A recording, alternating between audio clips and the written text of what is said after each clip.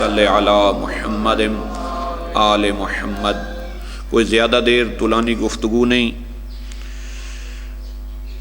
جناب کے سامنے اللہ کے لا ریب اور بے عیب کلام سے بڑی مشہور و معروف آیت تطہیر جسے ہم بولتے ہیں، اس کو تلاوت کرنے کا مجھے شرف حاصل ہوا، جو ہماری شیعہ قوم کے ہر فرد کو یہ آیت یاد ہوتی ہے،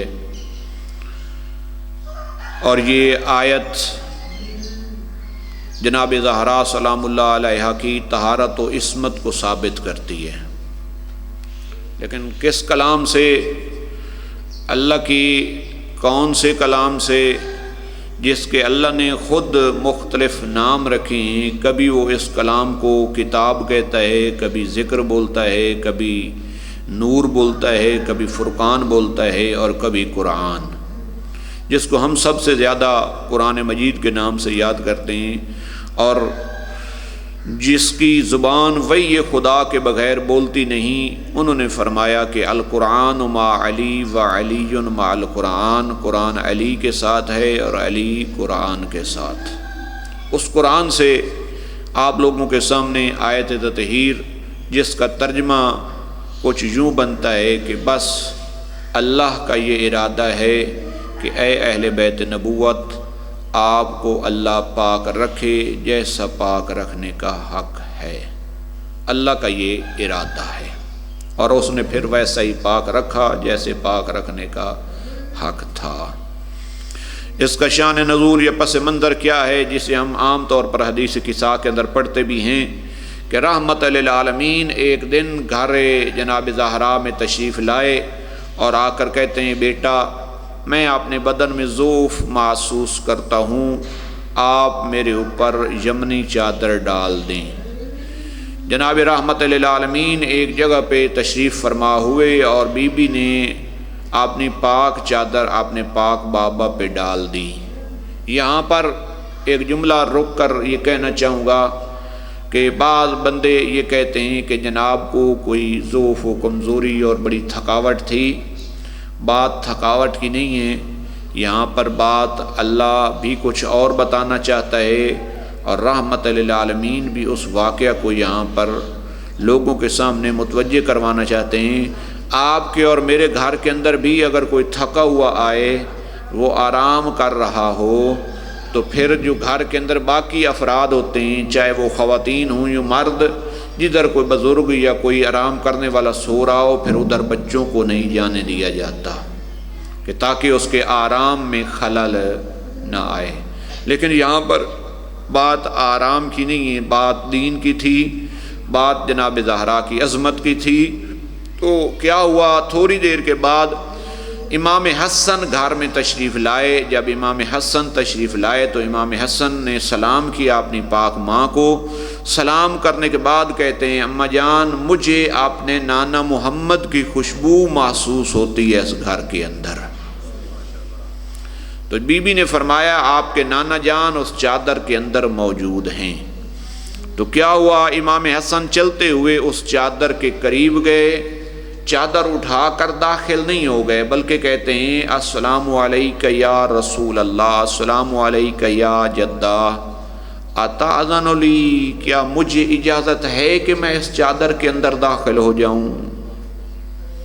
حالانکہ نانا بھی اپنا ہے، گھر بھی اپنا ہے، چادر بھی اپنی ہے۔ جیسے ہی آئے تھے پتہ چلا وہاں پر نانا موجود ہیں، آئیں چادر اٹھائیں اور نانا کی گود میں بیٹھ جائیں۔ یہ وہی نواسے ہیں نا رحمت للعالمین کے، جن کے ناز منانے کے لیے رحمت للعالمین کے سامنے جب ان بچوں نے کہا تھا، نانا کل عید کا دن ہے، عید کے دن لوگوں کے بچے سواریوں پہ سوار ہوں گے، مدینہ کی گلیوں میں وہ سیر کریں گے، پھریں گے، گھومیں گے، نانا ہمارے لیے بھی کوئی سواری ہے؟ تو رحمت للعالمین نے فرمایا تھا، بیٹا آپ پریشان کیوں ہوتے ہیں؟ آپ کے لیے اللہ نے وہ سواری بنائی ہے جیسی کائنات میں کسی کو نصیب ہی نہیں ہوئی۔ تو اللہ کے رسول نے کیا کیا، عید والے دن حسنین شریفین کو آپ نے کندھوں پہ اٹھایا۔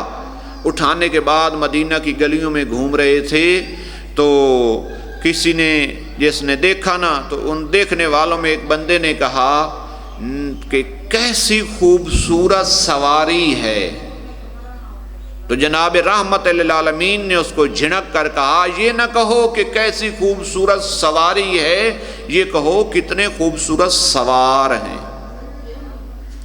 اب نانا تو وہی ہے جس کے کندھوں پہ سوار ہیں، وہی نانا ہے جس کی پشت پہ آ جائیں تو اللہ سجدے لمبے کروا دیتا ہے۔ تو یہاں پر اجازت لینے کا مقصد کیا تھا؟ ایک خاص مقصد کی طرف اشارہ تھا۔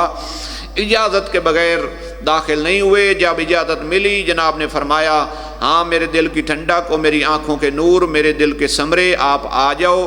امام حسین بھی اس چادر میں، امام حسن داخل ہوئے، تھوڑی دیر کے بعد امام حسین آئے۔ امام حسین نے بھی اسی طرح کا سلام کیا اور ماں سے پوچھا مجھے آپ نے نانا محمد کی خوشبو محسوس ہوتی ہے؟ امام حسین بھی اسی طرح آئے، اجازت لے کر اس چادر کے نیچے داخل ہو گئے۔ تھوڑی دیر کے بعد جناب امیر گھر میں تشریف لائے، انہوں نے بھی جناب زہرا پہ سلام کیا۔ سلام کرنے کے بعد کہتے ہیں اے زہرا مجھے بھی یہاں پر اپنے بھائی محمد کی خوشبو محسوس ہوتی ہے۔ تو بی بی نے فرمایا کہ اس چادر کے نیچے آپ کے بھائی محمد اور آپ کے دونوں بیٹے حسن و حسین موجود ہیں۔ اس طرح امام علی علیہ السلام بھی چلتے ہوئے اس چادر کے پاس آئے، سلام کیا، اجازت مانگی۔ اجازت مانگنے کے بعد پھر اس چادر میں داخل ہوئے۔ جب جناب امیر بھی داخل ہو گئے تو بی بی بھی چلتی ہوئی اس چادر کے قریب آئیں۔ چادر کے قریب آنے کے بعد اجازت طلب کی۔ اجازت طلب کرنے کے بعد جب اس چادر میں بی بی داخل ہو گئیں تو اب اسی اثناء میں ایک اور بیوی بھی اس گھر کے اندر موجود تھی جس کا نام تاریخ نے ام سلمہ رکھا ہے، جسے ام المومنین کہا جاتا ہے، جو ازواج النبی کے اندر جن کا شمار ہوتا ہے۔ یہ بھی اس گھر میں موجود تھیں۔ جب انہوں نے دیکھا کہ سب اس چادر کے اندر رحمت للعالمین کے پاس اجازت لے کر جا کے بیٹھتے جا رہے ہیں تو کوئی خصوصی موقع ہے میں بھی چلی جاؤں، میں بھی اجازت لے کر داخل ہو جاؤں۔ لیکن جب ام سلمہ اس چادر کے قریب آئیں، آ کر سلام کیا، رحمت للعالمین نے سلام کا جواب دینے کے بعد کہا یا ام سلمہ انت علی الخیر، ہے تو بھلائی پر لیکن اس چادر کے اندر نہیں آ سکتی۔ جب یہ یہاں تک معاملہ پہنچا اب رحمت للعالمین نے اپنے دائیں ہاتھ کو اٹھایا، اس کی انگشت شہادت یوں آسمان کی طرف کی اور پھر دوسرے ہاتھ سے اس چادر کے یعنی دامن کو پکڑا اور یوں آسمان کی طرف یعنی اشارہ کر کے آواز دی اللہم اشہد ہؤلاء اہل بیتی، کریم اللہ گواہ رہنا یہ میری اہل بیت ہے اور انہیں ایسے پاک رکھ جیسے پاک رکھنے کا حق ہے۔ اس علاقے کے شریف سادات و غیر سادات یہاں تک جب بات پہنچی نا تو نتیجتاً آسمان کے اندر جو ملائکہ موجود تھے نا، ان ملائکہ کا جو سردار ملک ہے جس سے جناب جبریل بولا جاتا ہے، وہ چلتے ہوئے یا جس طرح بھی اللہ کی بارگاہ میں گویا ہوئے اے کریم خالق تو بتا سکتا ہے یہ چادر کے نیچے کون ہیں؟ وعلیکم السلام ورحمۃ اللہ۔ ایک دفعہ صلوات کی تلاوت فرمائیں۔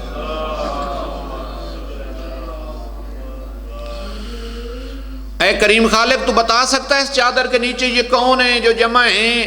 تو اللہ نے یہ نہیں فرمایا جبریل تو انہیں جانتا نہیں ہے، تو ان کے گھر میں جاتا نہیں ہے، ان میں ایک وہ بیٹھا ہے جس کے پاس تو وہی لے کے جاتا ہے، ایک وہ ہے جس کا تو شاگرد ہے، ایک بی بی وہ ہے جس کے گھر میں تو جاروب کشی کرتا ہے، ایک وہ ہے جس کے گھر کے بچوں کی تو جھولے کی ڈوریاں ہلاتا ہے، تو جانتا نہیں۔ اللہ نے یہ نہیں کہا، بلکہ اللہ نے جناب جبریل کے سوال کے جواب میں کچھ یوں فرمایا اے آسمان کے اندر رہنے والی میری مخلوقات، یا ملائکتی و سکان سماواتی، او میرے ملائکہ، او آسمانوں کے اندر رہنے والوں، سنو میں تمہیں بتاؤں یہ کون ہے۔ اب مجھے یہ بتائیں جو ملک تھے کیا وہ فارغ بیٹھے ہوئے تھے ابھی اعلان ہوگا ہم مجلس میں چلے جائیں گے؟ نہیں، اللہ نے جو ملائکہ خلق کیے ہیں جو آسمانوں میں ہیں نا، وہ اپنی عبادت کے اندر مصروف ہیں۔ ہم یہاں پر عبادت کرتے ہیں نا، ہماری ایک عبادت میں بہت ساری عبادتیں ہیں۔ جو اللہ نے ملک بنائے نا فرشتے، ان کی سنگل عبادت ہوتی ہے۔ جو قیام میں وہ رکوع نہیں کرتا۔ ہم جب نماز پڑھتے ہیں قیام بھی کرتے ہیں، رکوع بھی کرتے ہیں، سجدے بھی، پھر تشہد، ذکر، یہ وہ تسبیح، بہت ساری ایک وقت میں ہم عبادات انجام دیتے ہیں، لیکن جو اللہ کے ملائکہ ہیں نا وہ ایک وقت میں ایک عبادت کر رہے ہوتے ہیں۔ کیا؟ جو قیام میں وہ قیام میں، ملک صاحبان سادات کرام، جو قیام میں وہ قیام میں، جو رکوع میں وہ رکوع میں، جو سجدے میں سجدے میں، جو تسبیح میں وہ تسبیح میں، جو تذکیر میں وہ تذکیر میں، جو تحلیل میں وہ تحلیل میں۔ جب اللہ نے کہا کہ یا ملائکتی وسکان سماواتی، یا کا مطلب ہوتا ہے ندا دینا، او میری طرف متوجہ ہو، میں آپ سے کوئی بات کرنا چاہ رہا ہوں، تو اس کا مطلب ہے جتنے ملائکہ عبادت میں مصروف تھے وہ سب متوجہ ہوئے بارگاہ خداوندی کے اندر۔ جب بارگاہ خداوندی میں وہ متوجہ ہوئے تو اب اللہ نے کیا کہا؟ وَعِزَّتِي وَجَلَالِي، مجھے اپنے عزت کی قسم، مجھے اپنے جلال کی قسم، یہ میں زمین و آسمان نہ بناتا، میں یہ سمندر دریا نہ بناتا، دریاؤں میں کشتیاں نہ چلاتا، سورج کو روشنی عطا نہ کرتا، چاند میں دمک نہ ہوتی، پھولوں میں مہک نہ ہوتی، یہ سارا کچھ میں نے کیوں کیا؟ لِمَحَبَّتِ هَؤُلَاءِ الْخَمْسَةِ الَّذِينَ هُمْ تَحْتَ الْكِسَاءِ، فقط ان 5 کے صدقے میں جو چادر کے نیچے موجود ہیں، یہ جو 5 ہیں نا، ان کے صدقے میں نے یہ پوری جو کائنات کے اندر آج تک انسان اس کو ابھی تک تسخیر ہی نہیں کر سکا، ابھی تو یہ سمجھ ہی نہیں آ رہی کہ ہم جو وہ بولتے ہیں اتنے آسمان ہیں ان میں سے پہلا کون سا، یہی فیصلہ نہیں ہو سکا۔ ہمیں تو جو نظر آتے ہیں وہ چاند اور ستارے نظر آتے ہیں، ہمیں جو نیلی سی چھت نظر آ رہی ہوتی ہے، کہنے والے کہتے ہیں یہ تو اوزون کی تہ ہے، پتہ نہیں آسمان کہاں پہ ہیں۔ اور پھر ان کی آگے اب تو آپ گوگل کریں، وہ یوٹیوب پہ ایسی آئی پڑی ہیں ویڈیوز کے گلیکسیز ہیں، اور پھر وہ اتنی بڑی بڑی کہ زمین تو ان کے اندر ایسے لگتی ہے جیسے ہمیں رات کو چھوٹے چھوٹے ستارے نظر آ رہے ہوتے ہیں۔ ان سب کا خالق کون ہے؟ شاباش، تھوڑا سا بولیں نا، ان سب کا خالق کون ہے؟ جو اتنی بڑی قدرت کا مالک ہے، اتنی بڑی سلطنت کا مالک ہے، وہ کہہ رہا ہے یہ سارا کچھ میں نے کس کے لیے بنایا ہے، کہ ان کی محبت میں بنایا؟ فرمایا ان 5 کی محبت میں جو چادر کے نیچے موجود ہیں، اگر انہیں نہ بناتا تو کوئی چیز بھی نہ بناتا۔ اور پھر تعارف فرمایا، یہ تو جملہ من جملہ کہا، اور پھر کہتے ہیں ہم فاطمہ و ابوہا و بالہا و بنوہا، وہاں پر ایک فاطمہ ہے، وہاں اس کا ایک بابا ہے، وہاں اس کا شوہر ہے، وہاں اس کے 2 بیٹے ہیں۔ یہاں پر بھی اللہ کا کلام ہے، جو اللہ کا کلام ہوتا ہے وہ حکمت سے خالی نہیں ہوتا۔ تو اب دیکھیں یہاں پر اللہ نے نام ایک اٹھایا ہے، باقی سارے رشتے گنوائے ہیں۔ جو چادر کے نیچے موجود ہیں ان میں سردار تو رحمت للعالمین کی ذات ہے، کریم خالق۔ تو تعارف کروانا چاہتا ہے تو جیسے ہم تعارف کرواتے ہیں، اب اگر کسی بندے کا تعارف کروایا جاتا ہے ایک انجان جگہ پہ، تو اس کے جاننے والوں کا، اس کے جو بڑے لوگ گزرے ہوتے ہیں ان کا نام لیا جاتا ہے۔ تو یہ جو 5 موجود ہیں ان کے اندر سردار بھی محمد ہے، تو اس کے نام سے ہوتا، تو ایک ہی نام لینا تھا تو یہ کہہ دیتا یہاں پر میرا محمد ہے، اس کی بیٹی ہے، اس کا داماد ہے، اس کے نواسے ہیں۔ اگر نام ہی اٹھانا تھا تو یہ کہہ دیتا یہاں پر علی ہے، ایک اس کا سسر ہے، ایک فاطمہ ہے، 2 علی کے بیٹے ہیں۔ اگر نام ایک ہی لینا تھا تو یہ بھی تو کہہ سکتا تھا نا، ایک حسن ہے، ایک اس کا نانا ہے، ایک اس کا بابا ہے، ایک اس کی ماں ہے، ایک اس کا بھائی ہے۔ یوں بھی اللہ کہہ سکتا تھا کہ ایک حسین ہے، ایک حسین کا بھائی ہے، ایک حسین کی ماں ہے، ایک حسین کا بابا ہے، ایک حسین کا نانا ہے۔ یہ بی بی کے نام سے تو نے کیوں تعارف کروایا؟ بی بی کے نام کی مجلس منائی ہے تو سنو، بی بی کے نام سے ہی تعارف کیوں کروایا؟ جبکہ بی بی کا سردار اور والد جناب مصطفیٰ ہیں، جناب زہرا جتنی بھی عظمت کی مالک ہیں، اس وقت ان کا شوہر علی بھی وہاں پہ موجود ہے، شوہر سردار ہوتا ہے۔ تو یہاں پر بی بی کے نام سے تعارف، تو جو جواب ملے گا نا، اللہ کہتا ہے ذرا قرآن کو پڑھو نا، جس صورت کے اندر سورہ احزاب میں یہ آیات رکھی نا، اس سے پہلے کچھ بیویوں کی بات ہو رہی تھی، اس کے بعد بھی رسول کی بیوی کی بات ہو رہی ہے۔ وہاں پر میں یہ ساری باتیں کر رہا تھا کہ اے رسول کی بیوی ہو، تم عام عورتوں کی طرح نہیں ہو، تمہارا چلنا عام عورتوں کی طرح نہیں، تمہارا کھانا عام عورتوں کی طرح نہیں، تمہارا رہن سہن عام عورتوں کی طرح نہیں۔ میں نے تمہارے گھر کا پروٹوکول بنایا کہ اگر تمہارا سردار محمد کسی کو کھانے پہ بلا لے نا، تو وہ تمہارے گھر میں کھانا پکنے سے پہلے نہیں آ سکتا، کھانا کھانے کے بعد بیٹھ نہیں سکتا۔ یہ سارا رسول خدا کے گھر کا پروٹوکول ہے۔ تو وہاں پر بیویوں کی بات ہوتی ہوتی اچانک یہ آیت تطہیر اور رحمت للعالمین نے چونکہ دعا مانگی کہ اے میرا اللہ، یہ میری اہل بیت ہے اور اس اہل بیت سے آپ نے رجس کو دور رکھنا ہے اور انہیں پاک رکھنا ہے جیسے پاک رکھنے کا حق ہے۔ تو اللہ صاحب حکیم ہے، اللہ جانتا تھا میرے نبی کی امت بڑی چلاک ہے، انہوں نے حدیثوں کے اندر بھی بڑی ساری ترمیمیں کرنی ہیں، تحریف کرنی ہے، رسول کے واقعات کے اندر بھی، رسول کی تاریخ میں بھی۔ تو جیسے اللہ نے قرآن کی محافظت خود کی ہے نا، اہل بیت رسول کا تعارف بھی ایسے رنگ میں کروایا کہ قیامت تک کوئی بندہ اس اہل بیت میں داخل نہیں ہو سکے گا۔ وہ کیا؟ اہل بیت کا تعارف اللہ نے جو اہل بیت کا تعارف کروایا ہے، اہل بیت رسول تعارف بی بی کے نام سے کروایا۔ اگر اللہ کرواتا تعارف رحمت للعالمین کے نام سے، وہاں پر محمد ہے، محمد کی بیٹی ہے، محمد کا داماد ہے، محمد کے نواسے ہیں، تو پھر کل کو لوگ یہ بھی کہہ سکتے تھے وہاں بیٹھنے والوں میں محمد تھا، محمد کا سسر تھا، محمد کے سالے، ساری باتیں آ سکتی تھی۔ لیکن اللہ نے تعارف کس بی بی سے کروایا؟ جناب زہرا سلام اللہ علیہا کے نام سے۔ اب کیا کہا؟ ہم فاطمہ، تو اگر رسول کی اہل بیت دیکھنا چاہتے ہو تو فاطمہ کے ساتھ رشتہ داری بناؤ، اگر تمہاری فاطمہ سے رشتہ داری بنے گی تو تم اہل بیت رسول میں داخل ہو جاؤ گے، اگر فاطمہ کے ساتھ رشتہ ثابت نہ ہوا تو تم اہل بیت رسول میں کبھی داخل نہیں ہو سکو۔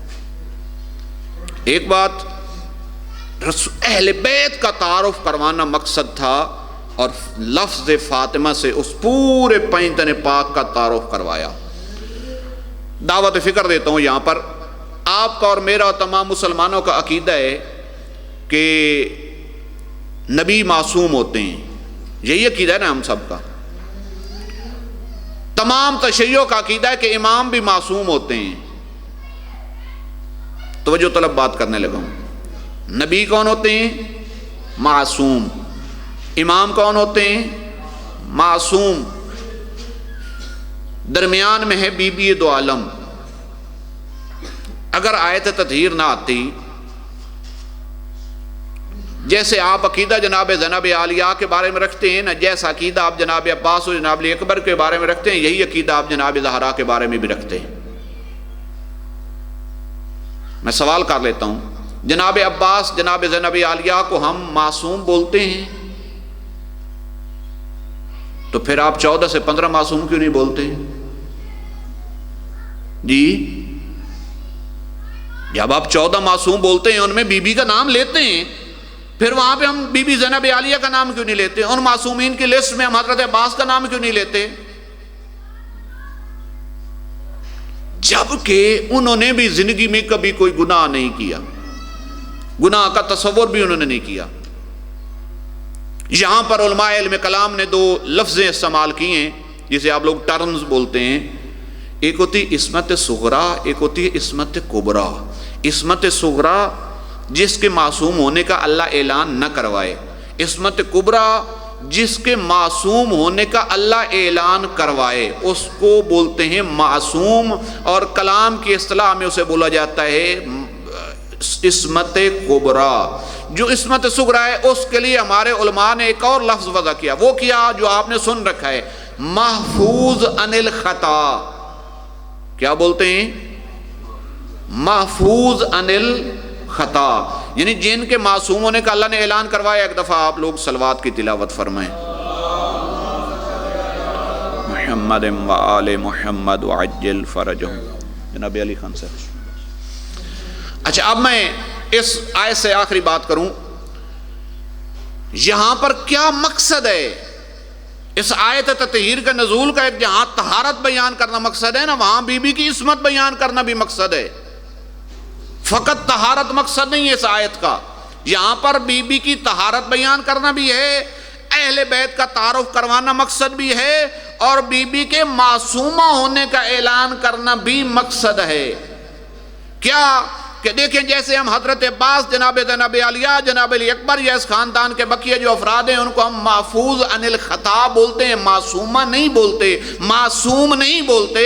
اب یہاں اس چادر کے نیچے 5 کے پاس ان 4 باقی مرد ہیں، ایک بی بی ہے، ان کے اندر بی بی کو بٹھا کر آیت تطہیر نازل فرما کر در حقیقت اللہ یہ اعلان کروا رہا ہے کہ دنیا والوں پہچانو، جیسے میرا محمد معصوم ہے، جیسے میرا علی معصوم ہے، ویسے ہی زہرا معصومہ ہے۔